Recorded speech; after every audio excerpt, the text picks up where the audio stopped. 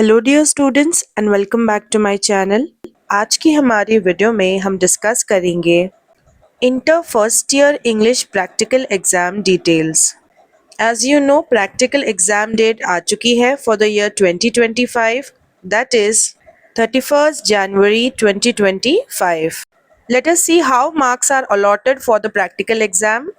तो practical exam में total 5 items के बेसिस पर आपको मार्क्स अलॉट किए जाते हैं। First test would be in communicative functions.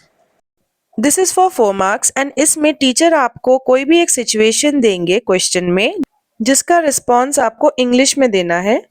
For example, your teacher can give you this question: imagine you are at a party with a lot of delicious dishes.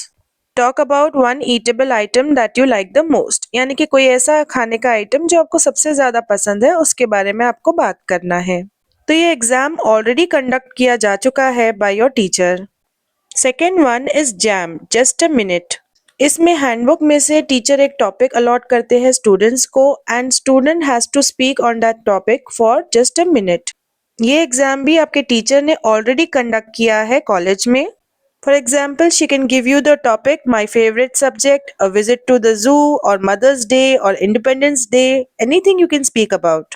ये test भी 4 marks का है and इसे भी आपके teacher orally conduct कर चुके हैं कॉलेज में। Third test is role play. So role play एक ग्रुप एक्टिविटी है जिसमें कुछ स्टूडेंट्स को ग्रुप में डिवाइड किया जाता है एंड उन्हें एक टॉपिक दिया जाता है। स्टूडेंट्स इस टॉपिक के ऊपर रिहर्स करते हैं, प्रैक्टिस करते हैं एंड टीचर के सामने आकर परफॉर्म करते हैं। हर स्टूडेंट के ग्रुप में कम से कम 2 मेंबर्स तो होने ही चाहिए। सो ये भी 4 मार्क्स का है एंड ये एग्जाम भी ओरल है। And this also your teacher has already conducted in the class. Then is your practical record book. तो रिकॉर्ड बुक में ये सारे communicative functions, just a minute, role play, listening comprehensions, सब कुछ लिखना है आपको। सो हर चीज़ के आपको 5 एक्सरसाइजेस लिखने हैं।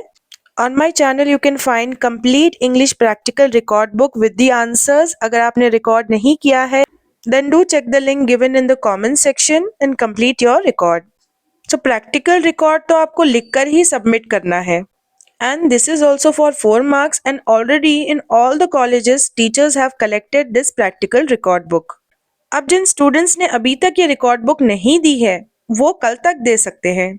अब जिन कॉलेजेस में स्ट्रेंथ कम है वहां पर आपके टीचर ये सारे एक्टिविटीज एक साथ कंडक्ट कर पाते हैं, but in some colleges the strength is very big, 800 to 1000 students. तो वहां पर टीचर के लिए ये सब कुछ कंडक्ट करना पॉसिबल नहीं होता। So she may conduct JAM session and she may take your practical record book. So total communicative functions 4 marks, JAM 4 marks, role play 4 marks, practical record book 4 marks, ये total 16 marks है। अब जो exam कल है यानी कि 31st जनवरी को, वो है listening comprehension exam for 4 marks. So inter first year English की हैंडबुक में टोटल 34 लिसनिंग कॉम्प्रिहेंशन पैसेजेस है। So out of these 34 passages, any one passage your teacher will choose and she will conduct your practical exam tomorrow. Whichever passage she has chosen, she is going to read that passage 2 times in front of the students. Then she will write 4 questions related to that passage on the board. Then again, second time she will read the same passage in front of the students. So once she has finished reading, the students can start writing the question and answer in the paper. Students को 30 minutes का time दिया जाएगा and once 30 minutes are over, the paper will be taken. तो ये exam teacher आपके batches में conduct करेंगे, okay? अगर स्टूडेंट्स की स्ट्रेंथ कम है, then she can go with 30 students batch first, then 30 students and then 30 students. इस तरह बैचेस में same listening comprehension exam conduct किया जाएगा। लेकिन अगर स्टूडेंट्स की स्ट्रेंथ ज्यादा है, then she can go for 60 students per batch. अगर आपके टीचर ने कुछ सेलेक्टेड इंपॉर्टेंट पैसेजेस आपको नहीं दिए हैं, दैट मीन्स दैट आपको ऑल 34 पैसेजेस को प्रैक्टिस कर कर जाना होगा। I have already uploaded all listening comprehension passages with the answers. उसकी लिंक आपको डिस्क्रिप्शन बॉक्स में या फिर कमेंट सेक्शन में मिल जाएगी। अब हम एक लिसनिंग कॉम्प्रिहेंशन को प्रैक्टिस करेंगे। इसी सेम वे में कल आपके लिए कंडक्ट किया जा सकता है, लेकिन पैसेज अलग हो सकता है, okay? This is just a sample passage for you to understand the process. So ये पैसेज नंबर 12 है from English handbook of inter first year.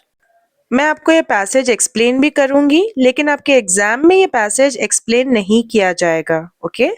Rags to writer, the saga of Lakshman Rao. A well-known chaiwala calls the nation's capital city home. Lakshman Rao had an eventful life, was adored by the media, was honored by many organizations, and was no stranger to the highest levels of political office. तो लक्ष्मण राव एक चाय वाला था, यानी कि चाय बेचने वाला, टी सेलर, एंड जो इंडिया का कैपिटल है दिल्ली, उसे वो अपना घर समझता है। तो लक्ष्मण राव की ज़िंदगी हमेशा इवेंटफुल थी, यानी कि उनकी ज़िंदगी में इम्पॉर्टेंट चीज़ें होती रहती थी एंड मीडिया वाले उन्हें बहुत पसंद करते थे एंड बहुत सारे ऑर्गेनाइजेशंस ने उन्हें सम्मानित किया एंड पॉलिटिकल ऑफिस में भी हायर लेवल पर लोग उन्हें पहचानते हैं और वो बिल्कुल भी एक अनजाना सा नाम नहीं है। He was no stranger. His life was chronicled in various books. Not his brews, but his novels propelled him into popularity and even into Teen Murti House, where Indira Gandhi hosted him in 1984. Lakshman Rao की जिंदगी को कई सारे किताबों में छापा गया। It was chronicled in various books.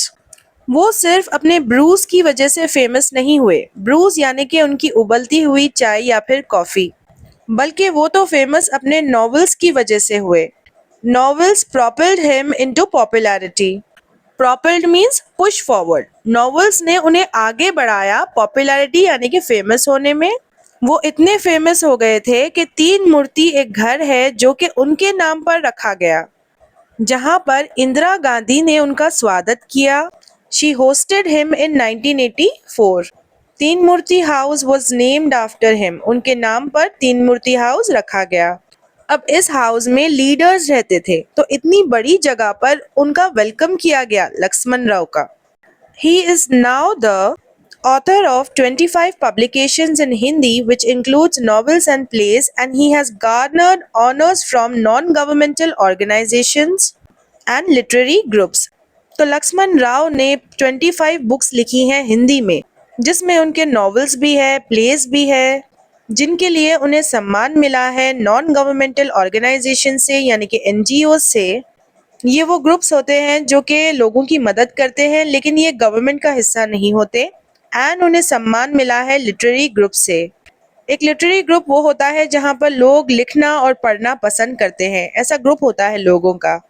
तो उनसे भी लक्ष्मण राव को सम्मान मिला है। यहाँ पर द वर्ड गार्नर्ड का मतलब है रिसीव्ड, ओके? लोगों ने इनके बारे में कई सारे आर्टिकल्स को प्रिंट किया, यहाँ तक कि इनका नाम डिजिटल मीडिया में भी पाया जाता है more than 100 times. The entire time until Delhi went into lockdown, you could still stroll up to a tea stall on Vishnu Digambar Marg and get a cup of tea from this well-known author. जब दिल्ली में lockdown हुआ तो सब कुछ बंद हो चुका था, लेकिन एक चाय की दुकान जो कि विष्णु दिगंबर मर्ग एरिया में थी, वहां पर आप तब भी जा सकते थे एक कप चाय पीने के लिए इस मशहूर ऑथर से, जो कि है Lakshman Rao. I hope you understood the passage. Now let us answer some questions regarding this. Question number 1. What is the name of Chaiwala? So this is very easy. It is Lakshman Rao. Second one. Who recognized Lakshman Rao as a well-known Chaiwala? Answer is Indira Gandhi. Question 3. What made Indira host the Chaiwala in 1984? यानी कि क्यों इंदिरा गांधी ने welcome किया था चायवाला का 1984 में?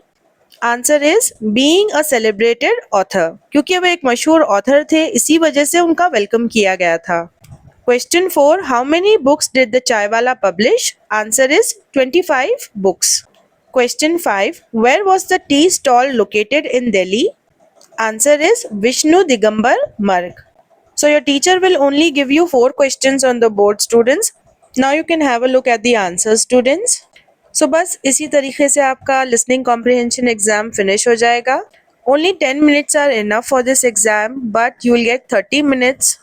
आपको practical से रिलेटेड और कुछ भी डाउट्स है तो आप कमेंट सेक्शन में लिख सकते हो students. I will definitely create a doubt clarification video, जिसमें मैं आप सबके सारे डाउट्स एक ही बार में क्लियर कर दूंगी। And yes, I have got all your messages that you have scored 95, 96 in EVS exam.